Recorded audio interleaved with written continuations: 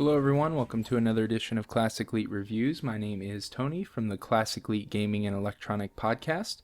Today I'm reviewing the game for Xbox Live Arcade exclusively called the Dishwasher Vampire Smile. It's a 2D action platformer. Now this is the direct sequel to the Dishwasher Dead Samurai, which was the winner of Microsoft's Dream Build Play contest. So let's see how the developer ska-studios does with the sequel. This review is recorded in HD with the Hauppauge HD PVR. Now the first thing you're going to notice is the vast amount of options and game modes that this game has.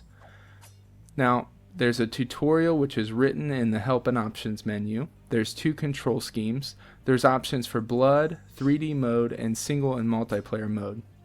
Multiplayer mode features online competitive multiplayer as well as online co-op. The local multiplayer features local co-op and arcade mode, which is the survival mode of the game. Single-player modes include story, which is self-explanatory, arcade mode, which is a survival mode, and dishwasher mode, which is a points-based survival mode. And then there's also practice mode, which allows you to practice moves on different non-combative enemies. Now in the single-player game, you play as Yuki, or the dishwasher, and you've been marooned in a space prison and blamed for the destruction of Earth. You seem to be stuck between reality and a nightmare and your past, and you work to unlock the keys to the story throughout 13 challenging levels using over 12 distinct and unique weapons. Now each level presents a good challenge, and the boss battles are very good as well. Both the combat and the story seem to be improved over the first game, and I was very excited about that. The story is still a dark comic book style presentation, but I really enjoyed that about the first game, and I think you're going to enjoy it about this game as well. I also like the added RPG elements, such as unlocking new weapons and upgrading those weapons at different computer stations and different levels. This game is a lot of fun, and I thoroughly enjoyed playing through it. Graphically, I was uber impressed with the game from a graphical standpoint.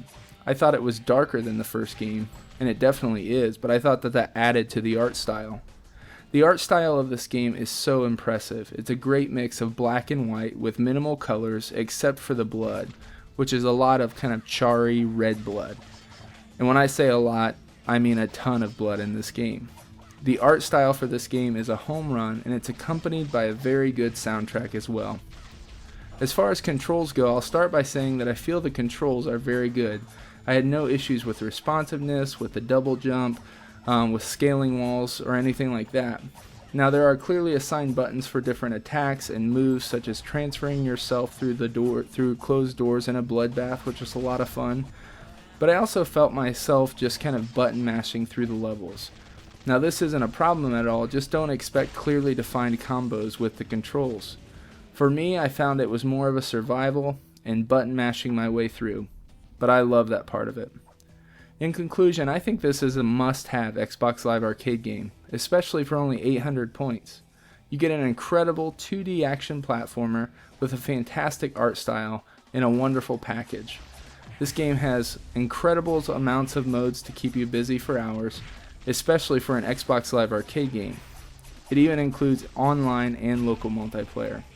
So you get an incredible 2D action platformer with a fantastic art style and tons of modes to keep you busy. Pick this one up today, you won't be disappointed.